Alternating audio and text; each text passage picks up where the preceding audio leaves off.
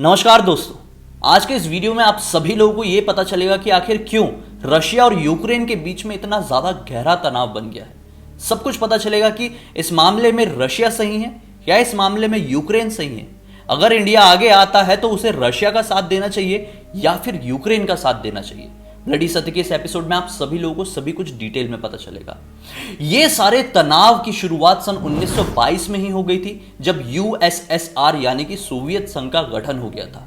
दरअसल उस टाइम पे रशिया एक कंट्री नहीं थी, उस समय यूएसएसआर था, जो कि एक बहुत बड़ा ग्रुप ऑफ कंट्रीज था जिसके अंदर बहुत सारी छोटी छोटी कंट्रीज आती थी। बेशक इसमें सबसे बड़ी रशिया ही थी, लेकिन ये सारी कंट्रीज एक हो गई थी और इसने अपना एक ग्रुप बना ली थी जिसका नाम दिया गया यूएसएसआर। 1922 से लेकर सन 1991 तक सब कुछ ठीक रहा, कोई परेशानी नहीं हुई। लेकिन 1991 में क्या हुआ कि इसका विघटन हो गया, यूएसएसआर टूट गया 15 अलग अलग छोटी छोटी कंट्रीज में। इसमें सबसे बड़ा रशिया हुआ और ये जो 15 अलग अलग कंट्रीज टूटी उसमें एक यूक्रेन भी था। यूक्रेन यूएसएसआर से अलग तो हो गया लेकिन रशिया के बाजू में ही रहा, जहां था वहीं तो रहेगा। अब क्या हुआ, 1991 से लेकर सन 2014 तक भी सब कुछ ठीक था, लेकिन सन 2010 से लेकर 2014 के बीच में यूक्रेन में एक राष्ट्रपति आए जिनका नाम था मिस्टर विक्टर। मिस्टर विक्टर जो थे वो सबसे बड़े रशिया के समर्थक थे। तो जो यूक्रेन को अगर आप लोग देखेंगे तो यूक्रेन का जो ईस्टर्न पार्ट है, मैं आप लोगों को बता दूं, यूक्रेन के ईस्टर्न पार्ट में आज भी मतलब मैक्सिमम लोग रशियन लैंग्वेज ही बोलते हैं और मैक्सिमम लोग अपने आप को रशियन ही मांगते हैं। लेकिन आप जैसे जैसे ईस्टर्न पार्ट से वेस्टर्न पार्ट की तरफ जाने लगेंगे वैसे वैसे आप लोगों को यूक्रेन के मूल निवासी लोग मिलने लगेंगे। अभी जो मिस्टर विक्टर थे, इनका यह था भाई कि हमारा जो रशिया के साथ अच्छा संबंध चल रहा है, इनका बहुत अच्छा संबंध था रशिया के साथ। मतलब रशिया ऐसा था यूक्रेन के लिए कि मानो ये मानता था कि यूक्रेन अलग देश ही नहीं है हमारे लिए, बस हमारा ही हिस्सा है जो थोड़ा सा अलग हो गया है। मिस्टर पुतिन ने भी, मतलब व्लादिमीर पुतिन ने भी एक बहुत बड़ा नोट लिखे थे कुछ टाइम पहले, यानी कि सन 2012 के आसपास, और उन्होंने इस नोट में साफ साफ बताया था कि कैसे रशिया और यूक्रेन एक ही तरह की हिस्ट्री को शेयर करते हैं, दोनों के बीच में कोई भी प्रॉब्लम नहीं थी। 2014 तक मिस्टर विक्टर जो कि रशिया के समर्थक थे, तब तक यूक्रेन में सब कुछ अच्छा चल रहा था।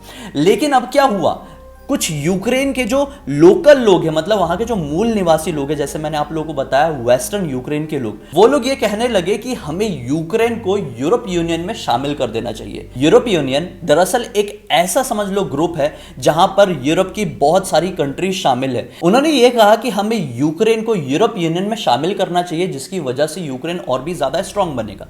यहां की जनता को यह समझ में नहीं आ रहा था कि यूक्रेन तो ऑलरेडी बहुत ज्यादा स्ट्रांग और बहुत ज्यादा डेवलप था। यहां पर जितने भी न्यूक्लियर प्लांट थे वो यहीं पर बनाए गए थे।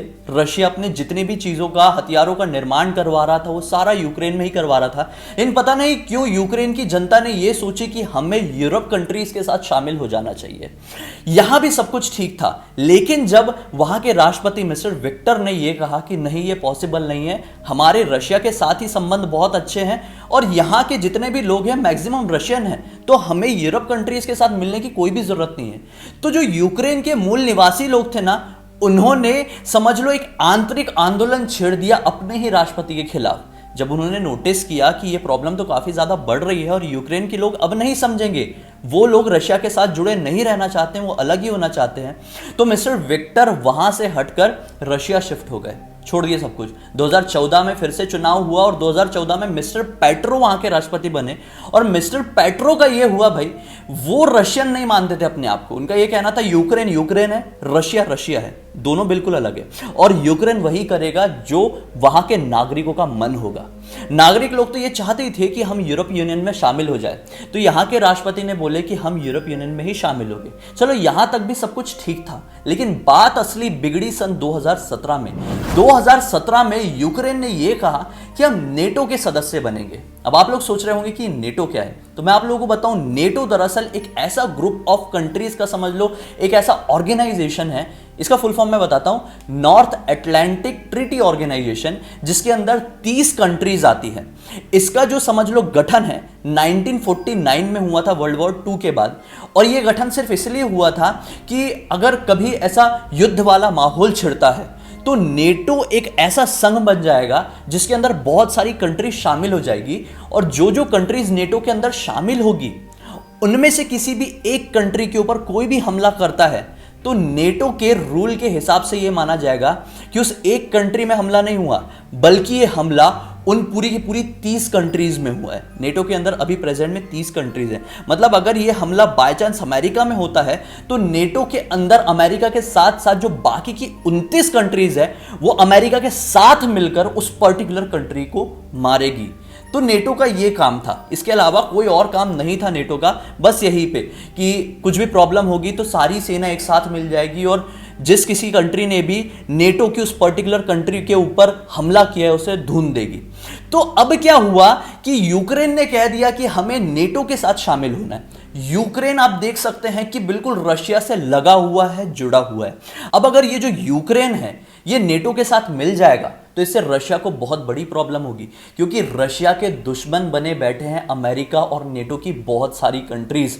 अब रशिया ने ये नोटिस किया है कि जब से यूएसएसआर का विघटन हुआ है तब से अमेरिका और नेटो ये कोशिश करते हैं कि जितनी भी छोटी छोटी कंट्रीज रशिया से अलग हुई है, यूएसएसआर से अलग हुई है, उसको यूरोप यूनियन में शामिल करें, उसके बाद उन्हें नेटो का सदस्य बनाएं और रशिया को चारों तरफ से घेर लें।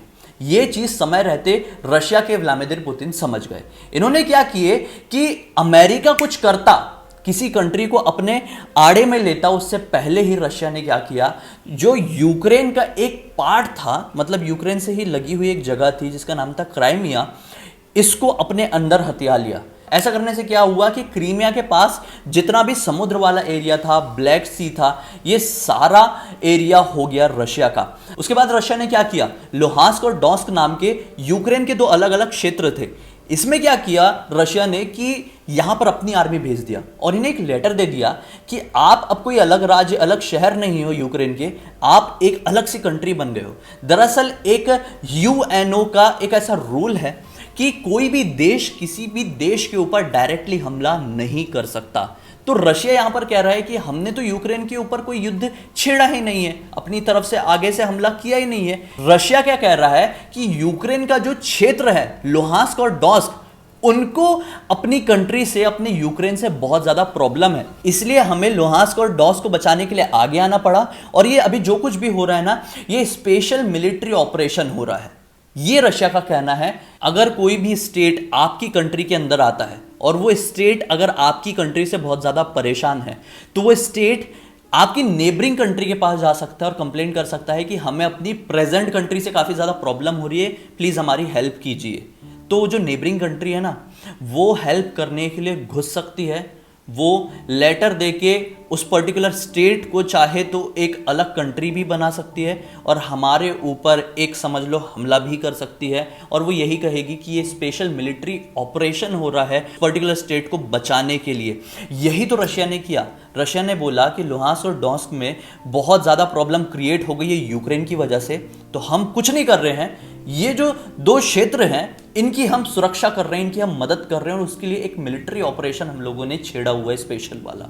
अब आप लोग सोच रहे होंगे कि रशिया ये सारी चीजें कर क्यों रहा है, इसके पीछे का सेंस क्या है? तो सेंस केवल एक ही है, अमेरिका और नेटो की बहुत सारी कंट्रीज रशिया के दुश्मन हैं। अगर नेटो में यूक्रेन शामिल हो जाता है तो जो नेटो की जो आर्मी है वो यूक्रेन में आकर बैठ सकती है, यानी कि सीधे सीधे वो रशिया के बॉर्डर में बैठ जाएगी और रशिया को चारों तरफ से घेर लेगी।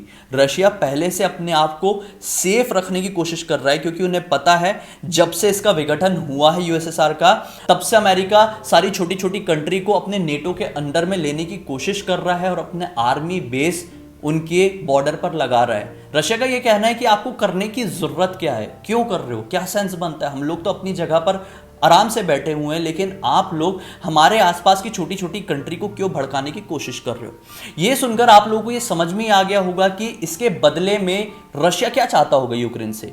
रशिया केवल और केवल इतना ही चाहता है कि यूक्रेन उन्हें लिखित में दे दे कि देखो भाई, हम लोग नेटो के साथ शामिल नहीं होने वाले, हाथ नहीं मिलाने वाले हैं।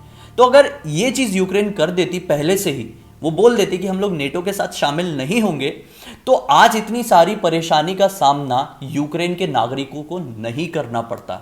और इसमें ऑब्वियस बात है, मुझे नहीं लगता कि इस मामले में रशिया बहुत ज्यादा गलत है, क्योंकि आप खुद सोच के देखिए कि आज अगर हमारा इंडिया के बॉर्डर से सबसे ज्यादा नजदीक क्या है? श्रीलंका है। श्रीलंका में अगर समझ लो पाकिस्तान हो या चाइना हो अपना आर्मी बेस कैंप लगा देती है, तो हम लोग तो यही बोलेंगे ना कि क्यों क्यों श्रीलंका में क्यों लगा रहे हो, मतलब क्या जरूरत है लगाने की।